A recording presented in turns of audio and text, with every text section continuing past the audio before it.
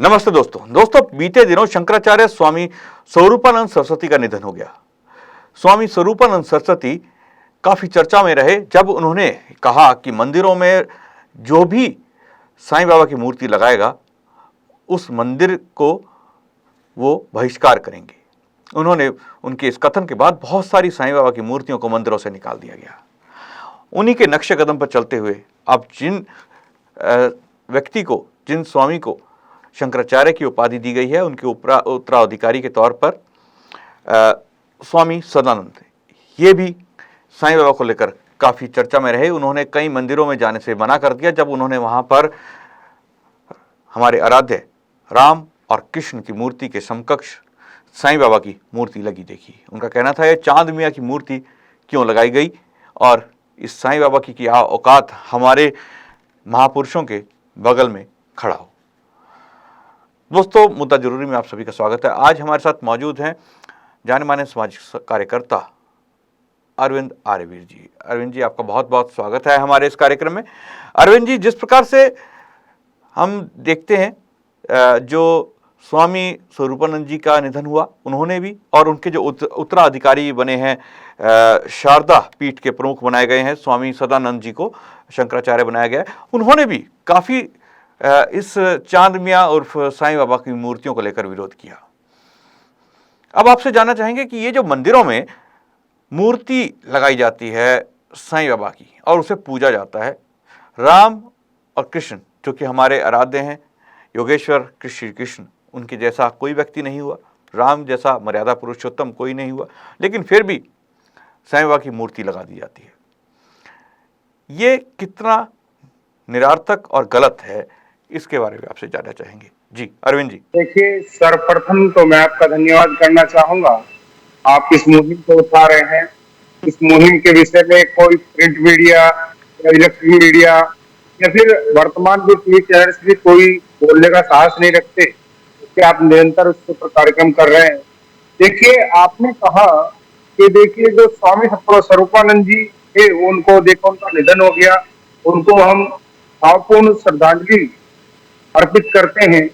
और उनके जो उन्होंने ये एक मुद्दा उठाया था चांद मियां खान वाला, कि मंदिरों में जिन मंदिरों में जैसे साईं की मूर्ति होगी उसमें नहीं जाएंगे, और उसका प्रतिकार भी किया, विरोध भी किया, और हम भी उसका पूर्ण रूप से बहिष्कार करते हैं।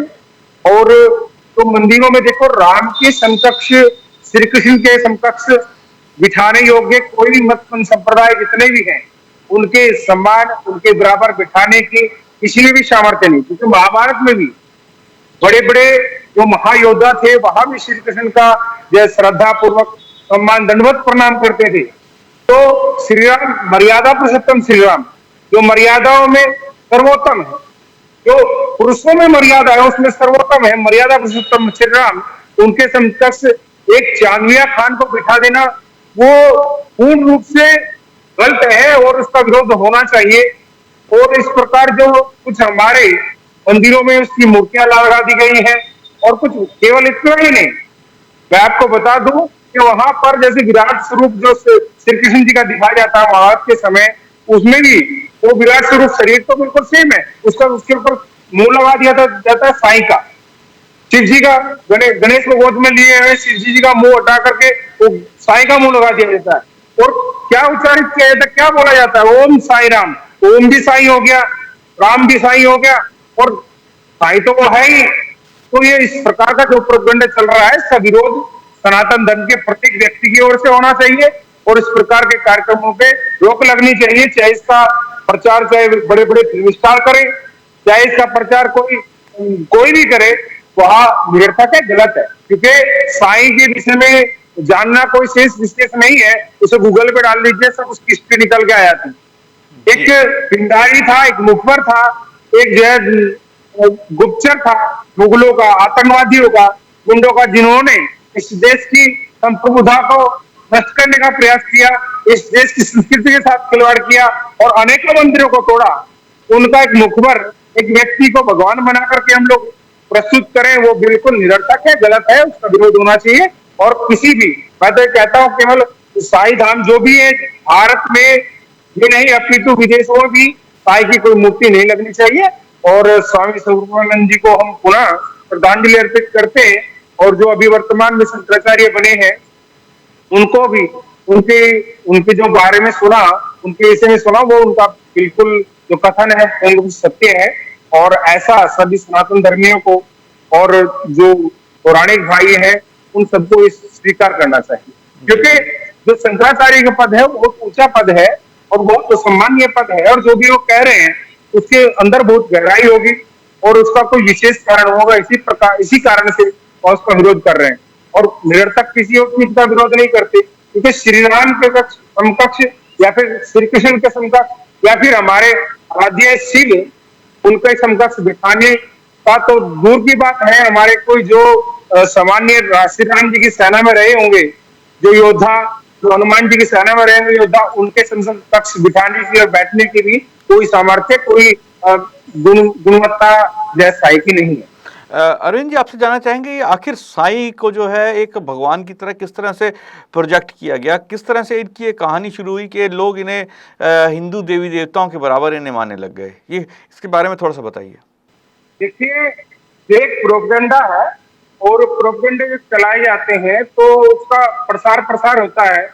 आपको सबको विदित है कि जो साई का है, साई जहाँ पे लोग जाते हैं शिरडी में, शिरडी साई वहां पे लोग जाते हैं, वहाँ बहुत दिनों तक, बहुत पुरानी कहानी नहीं है, अभी 25-30 वर्ष पहले तक वहां कोई नहीं जाता था।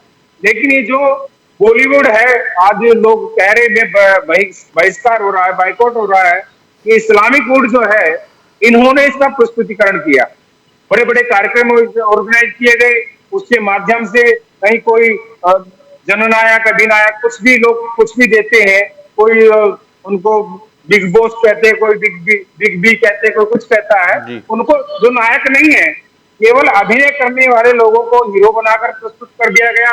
और देखिए, आप जैसे टीवी पे देखते हैं फेयर लवली आती है, किसी भी सुंदर सी लड़की को खड़ा कर देते हैं तो वो सुंदर हो जाती है, कोई भी दांत वाला हुआ आता है। इसी प्रकार बहुत बड़ा एक मायाजाल रचा जा रहा है जो हमारे मंदिरों में जो है ये साई को स्थापित करने का कार्य किया जा रहा है। और बहुत एक चीज समझ लीजिएगा आप, आर्थिक रूप से भी जो कुछ मंदिर है, कुछ उसमें पुजारी हैं, जो वहाँ महंत है, उनको धन का लालच दे करके इसकी बड़ी बड़ी प्रतिमाएं लगवाई जा रही है।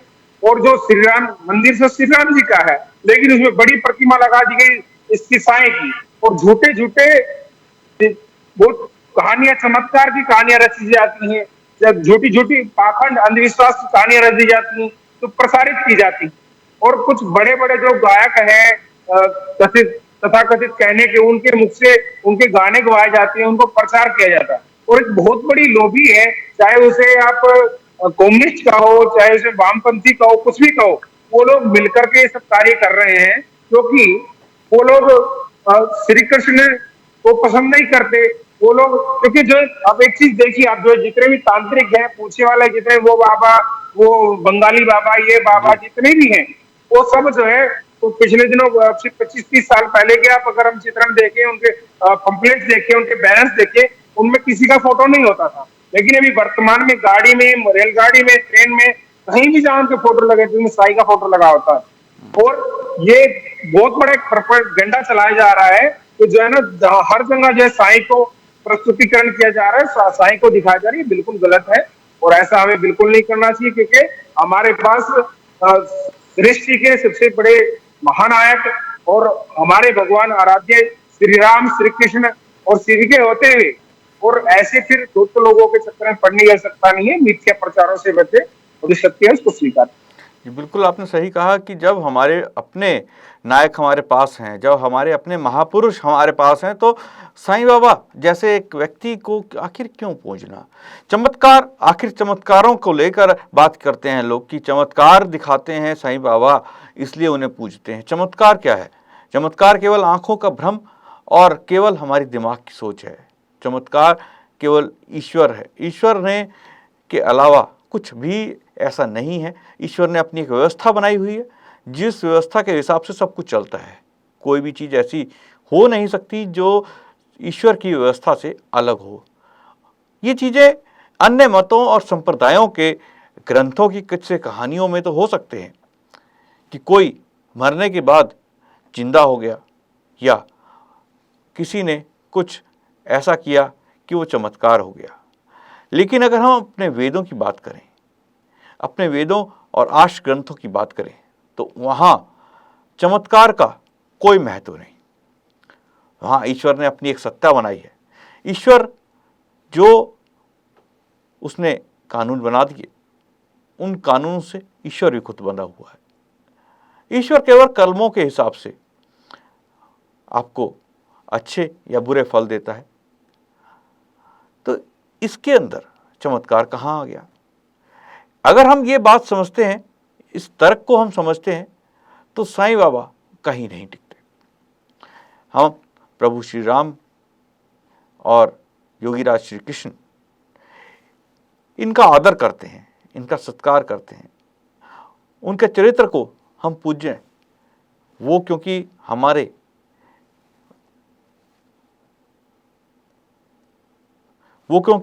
हमारे पूर्वज थे और अभी तक श्री कृष्ण जैसा योगी कोई नहीं हुआ, श्री रामचंद्र जी जैसा कोई भी मर्यादा पुरुषोत्तम नहीं हुआ, तो उनके साथ साईं बाबा जैसे व्यक्ति को बिठा देना। मंदिरों में हम देखते हैं कि